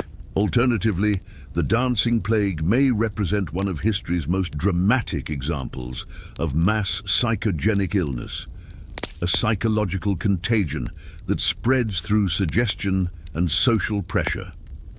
Picture the psychological vulnerability of a medieval population already stressed by economic hardship, religious upheaval, and social uncertainty. In such conditions, one person's breakdown could trigger a cascade of similar symptoms throughout a tightly connected community. The social and economic pressures of early 16th century Strasbourg provide crucial context for understanding how such an episode might develop. Picture a city struggling with harvest failures, religious reformation, and social inequality. The dancing plague may have represented a collective expression of psychological distress, a community-wide breakdown manifesting in the shared language of movement and madness. Religious and cultural factors also played significant roles in shaping the outbreak. Picture the complex interplay of Christian and pagan traditions that still influenced medieval thinking. The concept of dance as both sacred celebration and diabolic temptation created a cultural framework within which compulsive dancing could be understood as either divine ecstasy or demonic possession. The gender dynamics of the outbreak reveal interesting patterns that illuminate medieval social structures. Picture the fact that the majority of victims were women, reflecting both the particular stresses faced by women in medieval society and the cultural associations between femininity, emotion, and susceptibility to supernatural influence. The dancing plague became, in part, a gendered expression of social distress. The geographic spread of similar outbreaks throughout medieval and early modern Europe suggests that the Strasbourg incident was not unique, but rather part of a broader pattern of collective psychogenic episodes. Picture similar dancing manias erupting in other cities and regions, each shaped by local conditions, but sharing the fundamental characteristics of compulsive movement and social contagion. Medical authorities' responses to the outbreak reflect the limitations of medieval understanding about psychological and neurological disorders. Picture physicians applying treatments based on humoral theory and supernatural explanations, their well-intentioned interventions often making the situation worse rather than better. The tragedy of the dancing plague lies partly in the gap between the reality of the affliction and the period's capacity to understand and treat it. As the weeks pass and the dancing plague gradually burns itself out, Strasbourg begins the slow process of recovery and return to normal life. Picture the survivors, exhausted and traumatized, attempting to rebuild their community after an experience that challenged everything they thought they knew about human behavior and divine order. The city bears invisible scars from this episode, a collective memory of the summer when madness walked the streets in the form of endless, fatal dance. The legacy of the dancing plague extends far beyond its immediate victims, offering insights into the complex relationship between individual psychology and collective behavior. Picture how this extraordinary episode illuminates the ways in which social stress, cultural beliefs, and psychological vulnerability can combine to produce phenomena that challenge our understanding of human nature and the boundaries between the individual mind and the collective consciousness of communities. From the collective madness of medieval Europe, we journey now to a world of entirely different character, one where medicine flourished in an atmosphere of luxury, learning, and scientific advancement that would not be matched in the West for centuries. Picture yourself stepping through the ornate gates of Baghdad's House of Wisdom in the year 950 CE, where Islamic physicians lived and worked like princes of healing, surrounded by knowledge gathered from across the known world. The morning call to prayer drifts across the Tigris River as the sun rises over one of the greatest centers of learning in human history.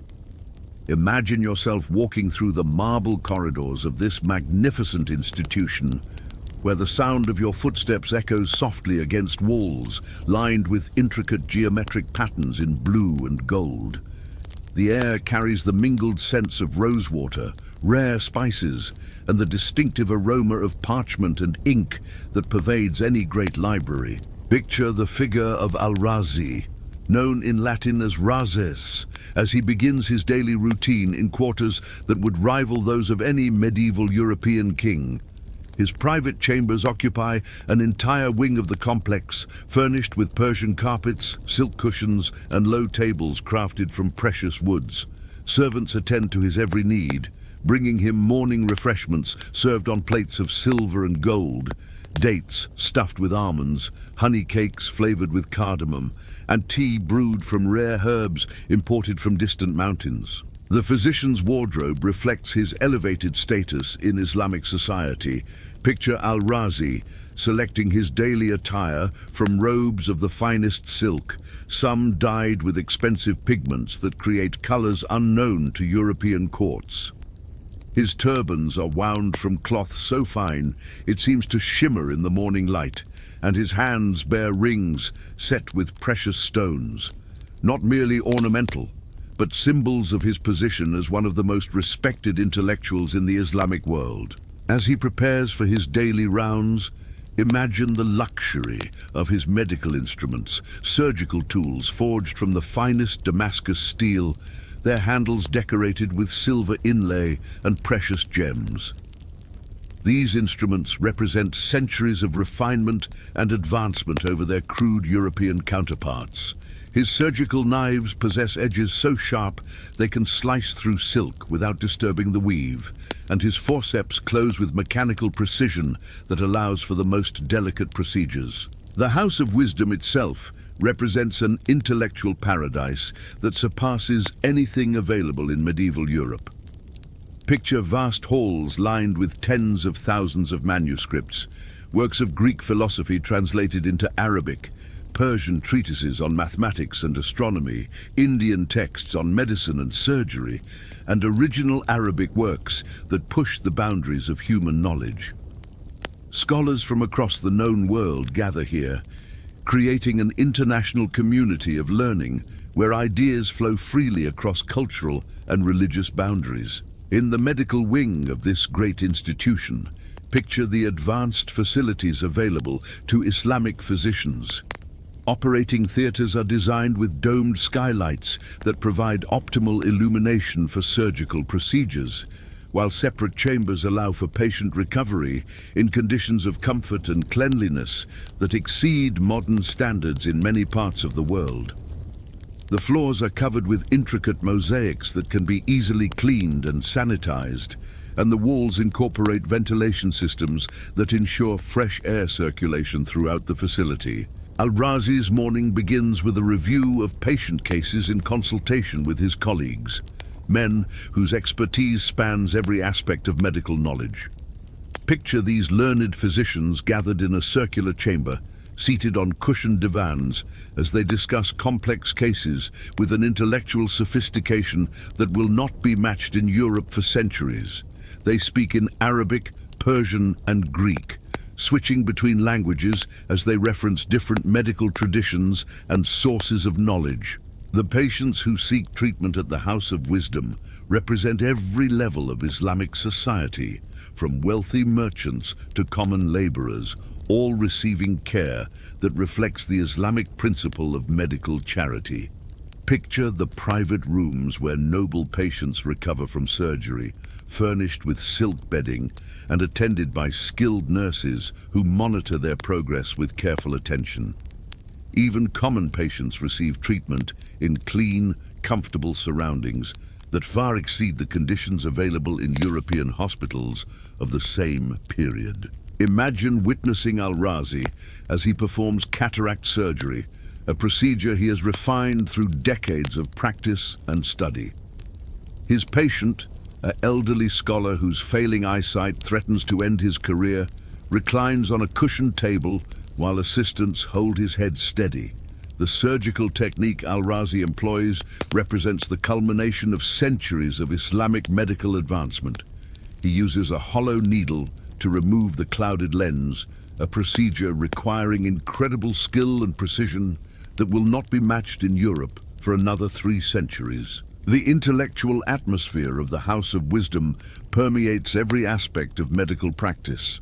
Picture Al-Razi in his private study, surrounded by medical texts in multiple languages as he compiles his masterwork on smallpox and measles, the first clinical description that clearly distinguishes between these 2 diseases. His writing desk, crafted from ebony and inlaid with mother-of-pearl, holds instruments for precise measurement and calculation that allow him to record observations with scientific accuracy. The pharmaceutical knowledge available to Islamic physicians represents another area where they far surpass their European contemporaries. Picture the institution's pharmacy, a large chamber filled with hundreds of ceramic jars containing drugs and compounds gathered from across the known world.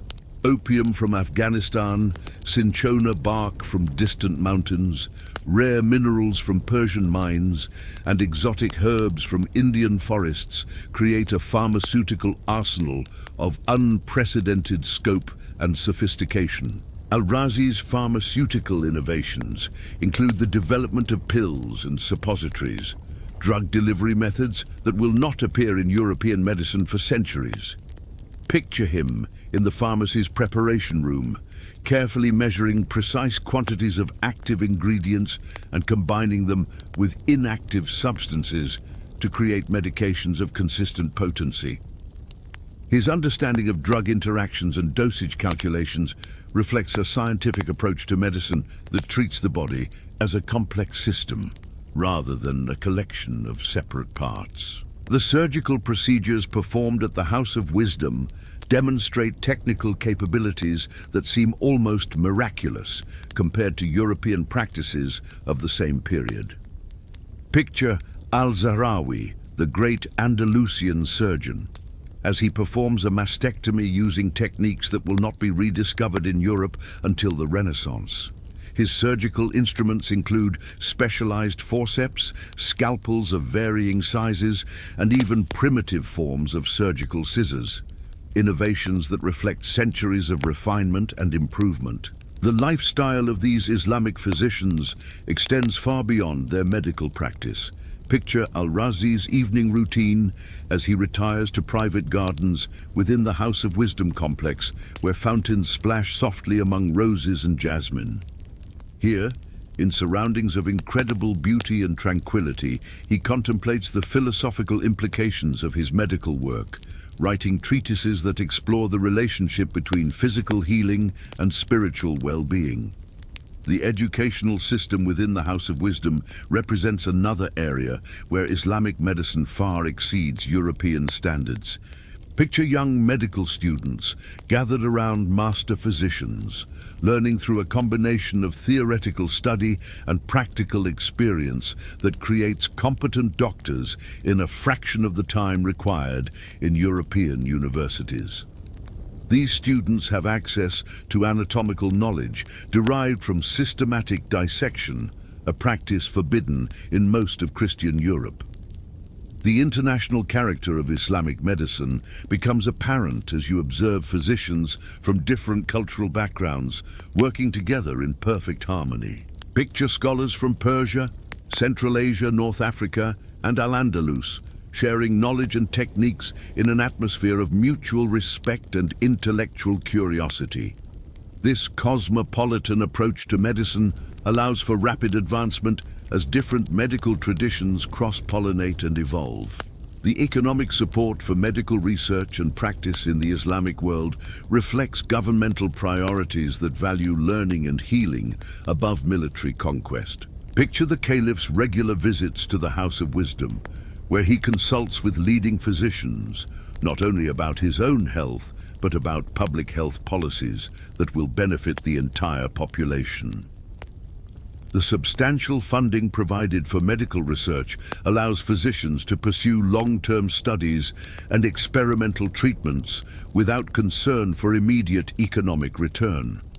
The contrast with European medical practice becomes stark when you consider the living conditions and social status of physicians in the two civilizations. While European doctors often struggle to maintain basic respectability, Islamic physicians enjoy wealth, prestige, and intellectual freedom that allows them to push the boundaries of medical knowledge.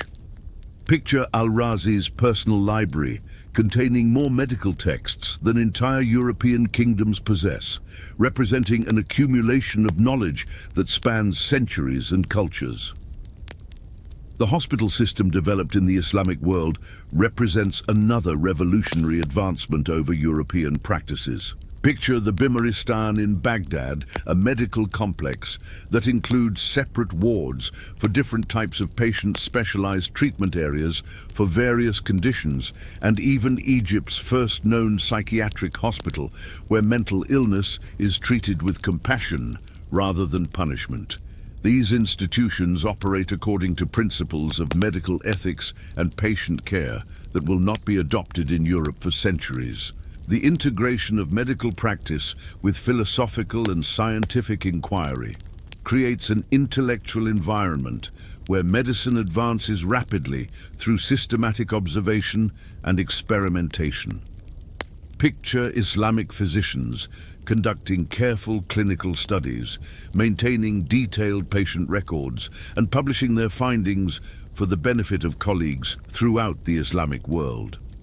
This scientific approach to medicine, based on evidence rather than tradition, produces rapid advances in understanding of human anatomy, disease processes, and therapeutic interventions. As evening approaches and the call to prayer echoes across Baghdad, picture these Islamic physicians gathering for communal meals, where medical knowledge is shared in an atmosphere of scholarly camaraderie. The conversations that flow around these dinner tables, conducted in multiple languages and drawing upon diverse cultural traditions, advance medical understanding through informal exchange of ideas and experiences. The legacy of Islamic medicine during this golden age extends far beyond the immediate benefits to contemporary patients. Picture the translation movement that preserves and transmits Greek medical knowledge while adding substantial Islamic contributions, creating a medical literature that will eventually reach Europe through Spain and Sicily. The surgical techniques, pharmaceutical knowledge, and clinical methods developed in institutions like the House of Wisdom represent foundations upon which all subsequent medical advancement will build. The personal satisfaction and intellectual fulfillment available to physicians in this golden age of Islamic medicine creates conditions that attract the finest minds of the era. Picture these learned men as they retire to their comfortable quarters each evening, surrounded by the fruits of their success, and secure in the knowledge that their work contributes to the advancement of human knowledge and the alleviation of human suffering in ways that their European contemporaries cannot imagine. As our journey through medicine's darkest chapter draws to a close, take a moment to appreciate the extraordinary distance humanity has traveled from those plague-ravaged streets of medieval Europe to the comfort and safety of modern healthcare. The suffocating leather mask of the plague doctor, the desperate innovations of Guy de Chauliac, the inexplicable dancing madness of Strasbourg, and the luxurious learning halls of Baghdad all represent different faces of humanity's eternal struggle against disease and death. Picture yourself now in the present moment, breathing freely without the impediment of herb-stuffed leather beaks, your body free from the compulsions that seize the dancers of Strasbourg, your medical care guided by centuries of accumulated knowledge that those Islamic physicians in Baghdad helped preserve and advance. The antibiotics in your medicine cabinet represent victories over infections that claimed millions in previous centuries, and the surgical procedures available to you incorporate refinements that began in those marble halls of the House of Wisdom. Rest now in the knowledge that while our ancestors faced medical horrors with primitive tools and limited understanding, their courage, curiosity, and dedication laid the foundations for the medical miracles we now take for granted. Let their struggles remind you of the preciousness of health, the value of scientific inquiry, and the comfort that comes from living in an age when dancing is a choice, breathing is unobstructed, and healing arts have progressed far beyond the desperate measures of darker times. Sleep well, knowing that the medical nightmares of the past serve to illuminate the extraordinary privilege of modern healthcare, and that tomorrow you will wake to a world where physician and patient alike can breathe freely, move without compulsion, and face illness with tools and knowledge those medieval healers could only dream of possessing.